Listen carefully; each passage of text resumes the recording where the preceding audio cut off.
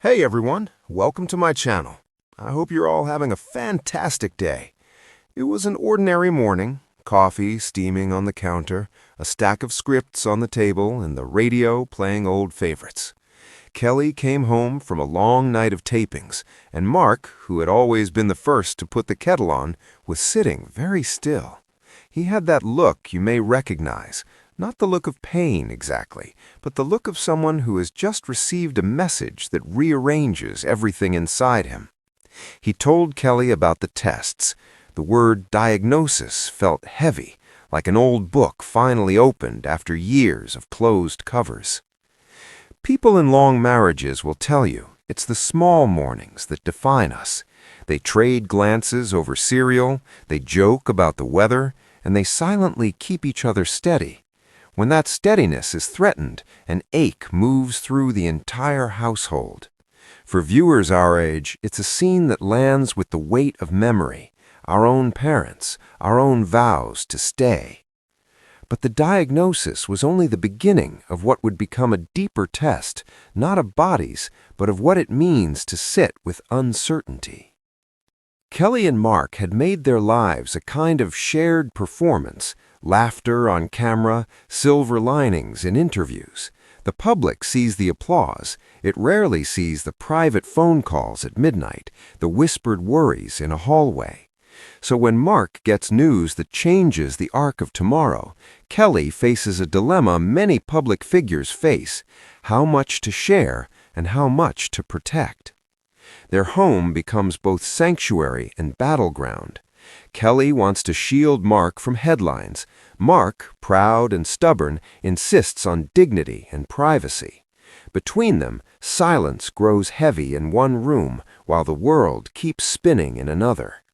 For our audience who have lived long enough to know the price of privacy, this scene feels intimate and urgent. At 2:17 a.m., the phone rings. It's a specialist, kindly and clinical. They speak in medical phrases that have the strange power to sound both precise and cruel. Kelly listens, noting not the words but the intervals between them, the pauses where meaning hides. After the call, she sits down on the kitchen floor, knees drawn up, and for the first time in years, she cries in a way the audience has never seen her cry. Her tears are not a collapse, they are a cleansing. The long hidden fatigue of a lifetime in the limelight is washing away, and what remains is raw, human, undeniable.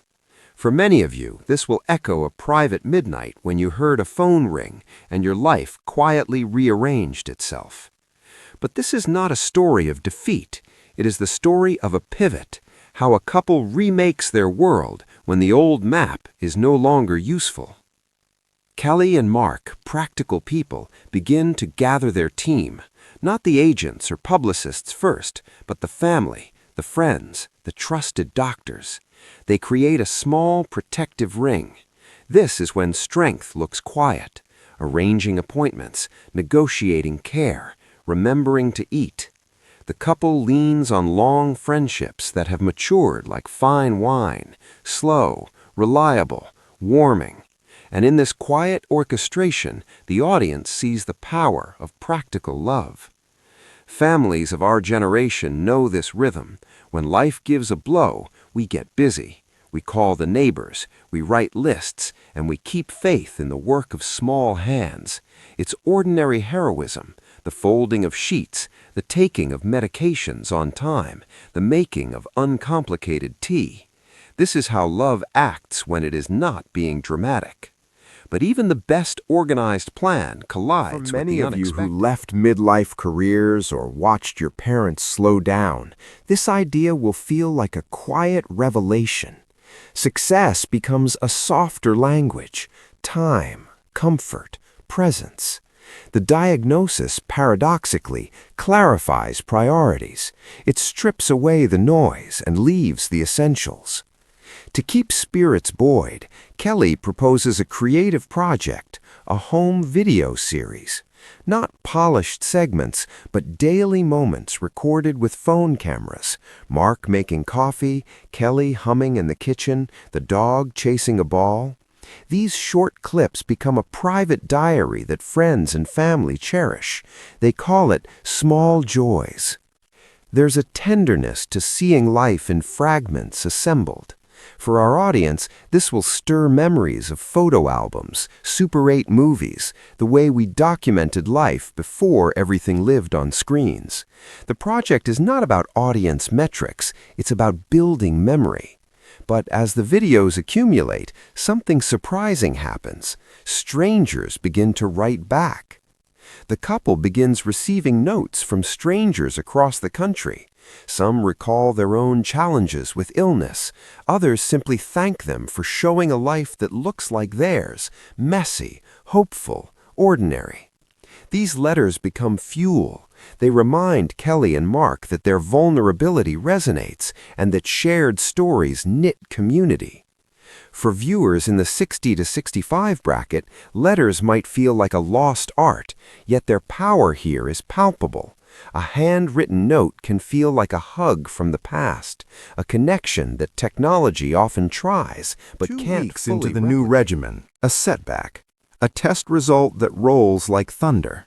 It's not catastrophic, but it digs a groove of fear that is hard to shake. Confidence that felt firm now wobbles. Mark withdraws into himself, quiet and distant. Kelly, who always used humor to knit wounds back together, finds her jokes failing.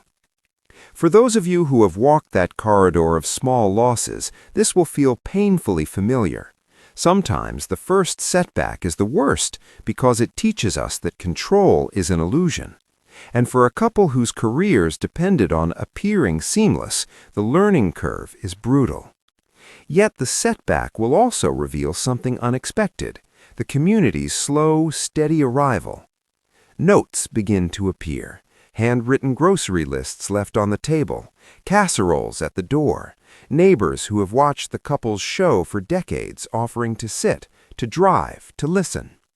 In our story, these acts of kindness matter as much as any medical miracle. They are reminders that even in our most private storms, we are surrounded. For many viewers, these small gestures will recall your own backyards, the neighbors who brought soup after surgery, the church ladies who took turns answering the phone.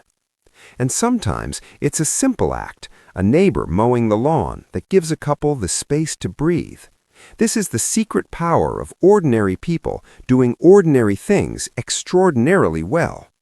But the world beyond the cul-de-sac is watching, and attention intensifies in an unexpected way. As rumors begin to swirl, because rumor is the natural byproduct of fame, the couple faces a new pressure, narrative control. There are headlines that guess, pundits that speculate, social feeds that thirst for the sensational.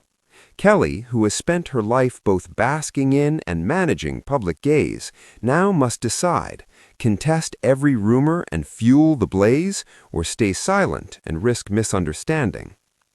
This moment will resonate for anyone who has ever had to defend a personal truth under public scrutiny. There is no good answer, there is only the answer you choose. Kelly chooses protective silence at first, asking the world to give them privacy, even as whispers grow. But silence can be its own statement, and sometimes the most profound message comes from the smallest reveal. After days of private wrestling, Kelly makes a decision. She will step into a quiet interview, not to narrate every clinical detail, but to speak of heart. She speaks slowly, choosing her words like someone arranging flowers, deliberate, beautiful, honest. She tells the interviewer that her marriage is not a show, but a home, that Mark is not a headline, but the man who taught her to make pancakes. She weaves gratitude into the conversation, not the brittle gratitude that feels performative, but a deep bedrock thankfulness for the ordinary gifts: music in the kitchen, the clink of dishes, the hand in the dark. Viewers in our age group will feel that gratitude in their bones because we have loved and been loved long enough to know how small daily things are the profound ones. This is the turning point where success is redefined, Where once success looked like packed theaters and ratings, now success looks like a restful afternoon, an uninterrupted nap, a good conversation. Kelly and Mark discover that letting go of old gauges of triumph opens a new kind of living.